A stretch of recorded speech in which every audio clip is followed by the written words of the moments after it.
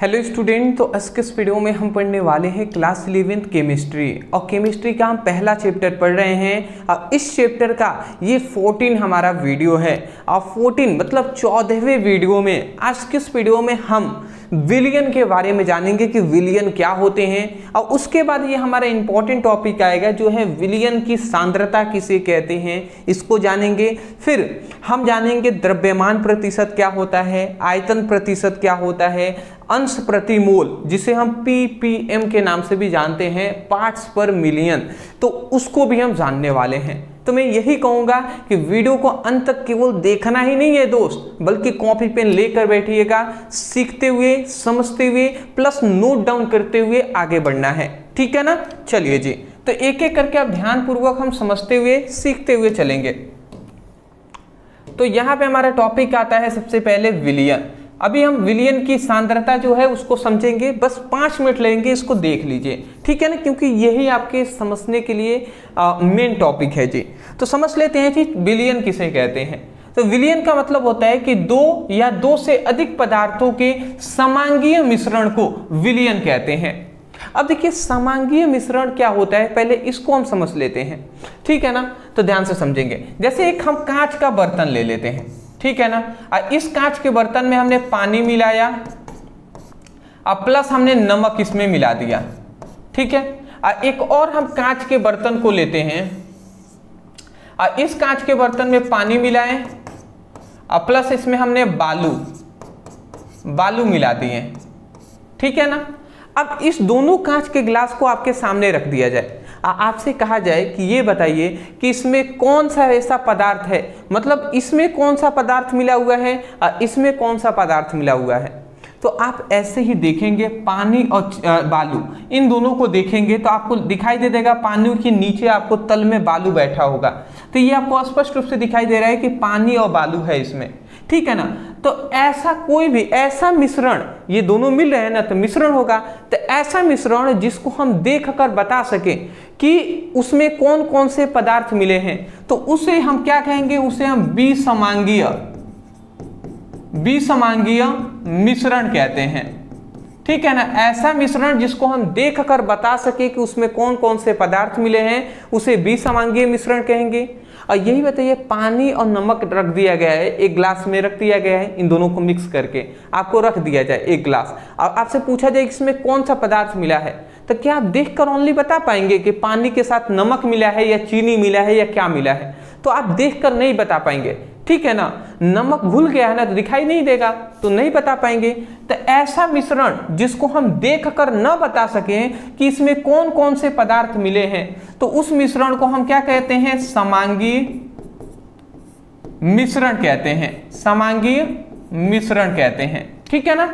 तो वही बात है, समांगीय मिश्रण समझ गए कि ऐसा मिश्रण जिसको हम देखकर न बता सकें कि उसमें कौन कौन से पदार्थ मिले होंगे, तो उसी मिश्रण को हम समांगीय मिश्रण कहते हैं। तो यहाँ पे यही कहा गया है कि दो या दो से अधिक पदार्थों के समांगीय मिश्रण को विलियन कहते हैं। जैसे कि यहाँ पे पानी और चीनी दो पदार्थ हो गए ना, तो दो से अधिक भी हो सकते हैं या दो भी हो सकते हैं। तो जब दो या दो से अधिक पदार्थों को के समांगीय मिश्रण को विलियन कहते हैं, ठीक है ना। समांगीय मतलब जिसको देखकर ना बता सके। जैसे कि एग्जांपल से अगर हम लिखें तो यहाँ पे क्या लिख सकते हैं, जैसे कि पानी और प्लस चीनी का मिश्रण हो गया। जैसे कि हम एग्जांपल दूसरा ले सकते हैं कि पानी प्लस नमक का मिश्रण हो गया। अगर हम तीसरा दे सकते हैं पानी प्लस नींबू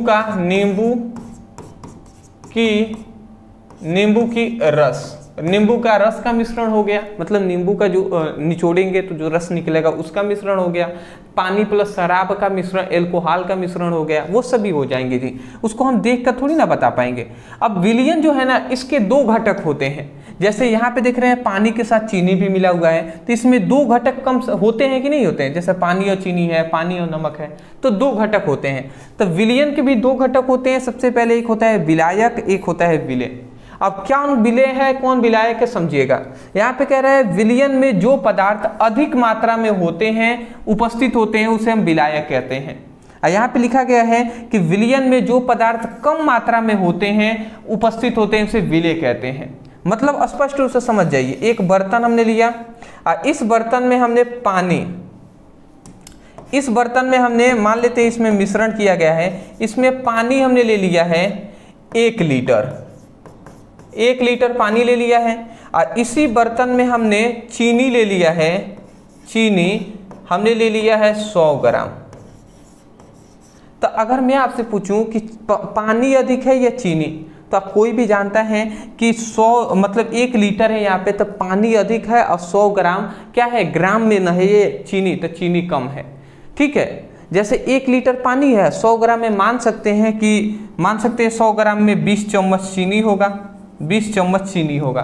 तो 20 चम्मच तो मान लेते हैं ये पानी 1 लीटर यहाँ तक आएगा, तो 20 चम्मच कम से कम यहाँ तक आएगा। समझ रहे हैं? तो इसका मतलब क्या है कि पानी की मात्रा अधिक है और चीनी की मात्रा कम है। तो पानी की मात्रा क्या है, अधिक है, और चीनी की मात्रा क्या है, कम है। तो जिसकी मात्रा किसी भी विलयन में जिसकी मात्रा अधिक होती है उसको हम विलायक कहते हैं, और जिसकी मात्रा कम होती है उसे हम विलेय कहते हैं।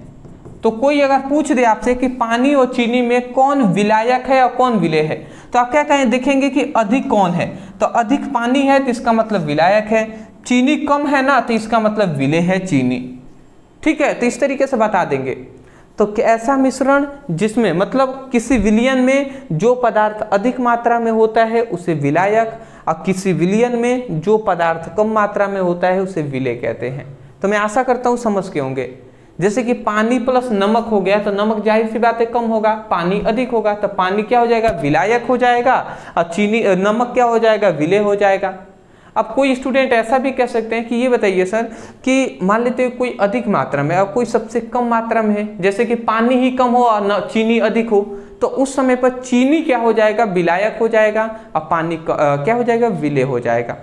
तो इस तरीके से विलायक और विलेय का बहुत सारे डेफिनेशन है, बट नॉर्मली यही डेफिनेशन है जी जिसको आपको याद रखना है। स्क्रीनशॉट ले लीजिए।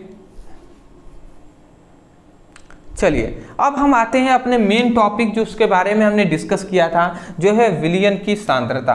तो विलयन की सांद्रता किसे कहते हैं?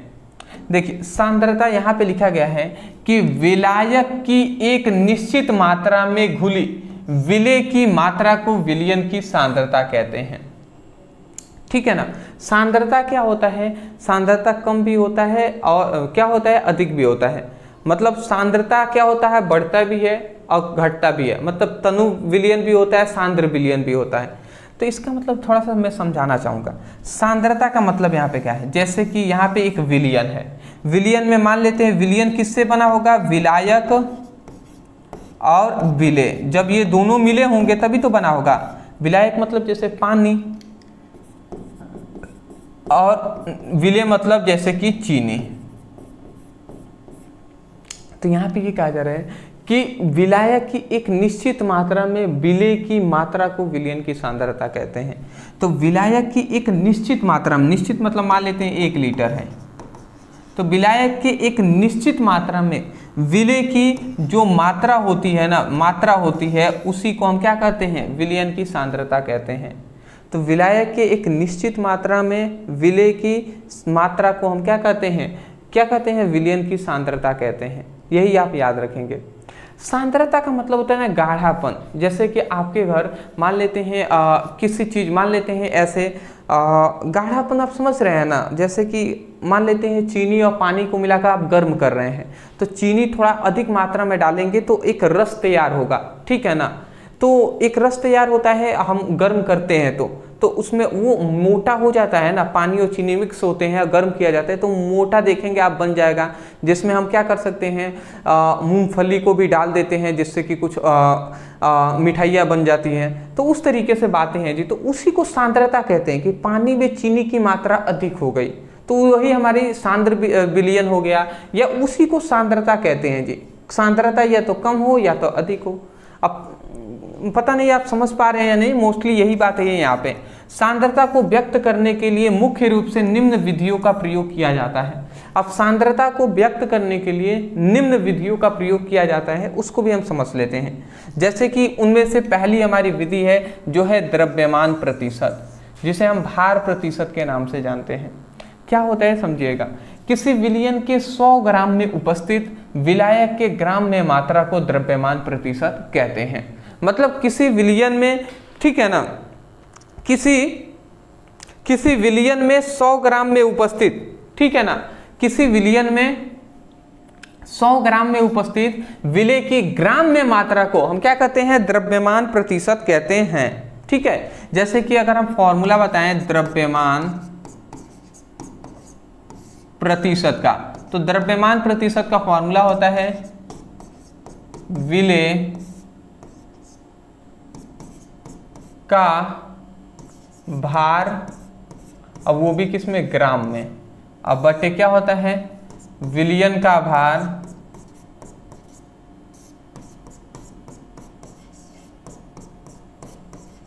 वो भी किस में, ग्राम में, अब गुणे क्या हो जाएगा 100 हो जाएगा। ठीक है ना, 100 से आप गुणा करा देंगे प्रतिशत के लिए। तो याद रखेंगे द्रव्यमान प्रतिशत होता है विलेय का भार बटे विलयन का भार गुणे 100। ठीक है ना, तो ये हमारा फॉर्मूला होता है। मैं आशा करता हूं समझ गए होंगे। चलिए, तो इसको आप नोट डाउन कर लीजिए। द्रव्यमान प्रतिशत इक्वल टू विलेय का भार बटे विलयन का भार गुणे 100 हो जाएगा। तो यही कहा जा रहा है कि किसी विलयन के 100 ग्राम में उपस्थित विलेय के मात्रा को ही हम क्या कहते हैं, द्रव्यमान प्रतिशत कहते हैं। सिंपल सा बात है दोस्त। ये इतना लिखने के बाद ये फॉर्मूला लिख लीजिएगा। दूसरा हमारा आता है अंश प्रति मोल। अंश प्रति मोल को पार्ट्स पर मिलियन भी हम कहते हैं। इसको ये कहा गया है कि किसी विलयन के 10 लाख भागों में उपस्थित विलेय की भागों की संख्या को हम क्या कहते हैं, अंश प्रति मोल कहते हैं। ठीक है, जैसे कि इसका क्या हो जाएगा, जैसे इसका भी फॉर्मूला है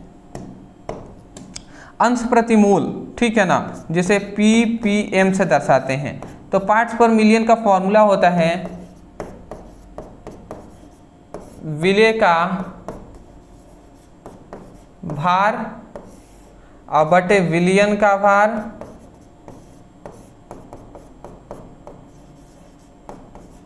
और गुणे क्या हो जाएगा, 10 लाख है तो 10 के पावर 6 को ही हम 10 लाख कहते हैं। 10 के ऊपर यदि 6 घात हो तो क्या कहते हैं, 10 लाख कहते हैं। तो ये 10 लाख हो गया, तो 10 लाख से गुणा करा देंगे। तो ये इसका फॉर्मूला होता है। तो किसी विलयन के 10 लाख भागों में उपस्थित विलेय के भागों की संख्या को ही हम क्या कहते हैं, पार्ट्स पर मिलियन कहते हैं। अगला हमारा आता है आयतन प्रतिशत। तो किसी विलयन के 100 ml आयतन में उपस्थित विलेय की ml में मात्रा को आयतन प्रतिशत कहते हैं। ठीक है ना, जैसे यहाँ पे क्या हो जाएगा हमारा आयतन प्रतिशत,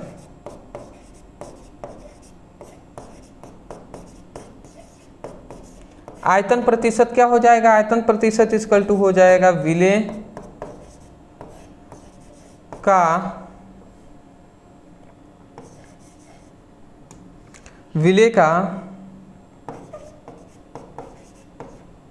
आयतन बटे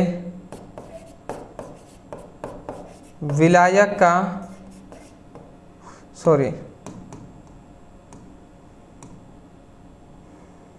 विलयन का आयतन और गुणे क्या हो जाएगा, 100 हो जाएगा। ये हमारा फॉर्मूला हो जाएगा आयतन प्रतिशत इक्वल टू विलेय का आयतन बटे विलयन का आयतन गुणे 100 हो जाएगा। अब देखिए यहाँ पे ml में लिया गया है, विलयन का जो मात्रा है वो ml में लिया जाएगा। तो इसलिए विलयन का जो मात्रा है ना, इसको भी ml में, और विलयन का जो मात्रा है या आयतन हो वो भी ml में लेंगे, लीटर में नहीं। तो ये सब आप याद रखेंगे। चलिए दोस्त, मैं इतना ही कहूँगा। अदरवाइज कि इन सभी को याद करना है, केवल परिभाषा के साथ साथ फॉर्मूला याद कर लीजिएगा, काफ़ी है। ठीक है ना, और मैं यही कहूँगा वीडियो पसंद आया है तो वीडियो को लाइक कीजिएगा। मैं स्पष्ट रूप से कह दूँ, थोड़ी मैं अच्छे तरीके से मैं समझा नहीं पाया, मैं समझता हूँ। ठीक है ना, मैं जैसे पढ़ाता हूँ उतना अच्छे तरीके से मेरी थोड़ी पता नहीं, थोड़ा दिमाग में थोड़ी टेंशन है, तो अदरवाइज चलिए कल मिलते हैं दोस्त एक नए टॉपिक के साथ एक नए वीडियो में। Thank you so much for watching this video. Thank you.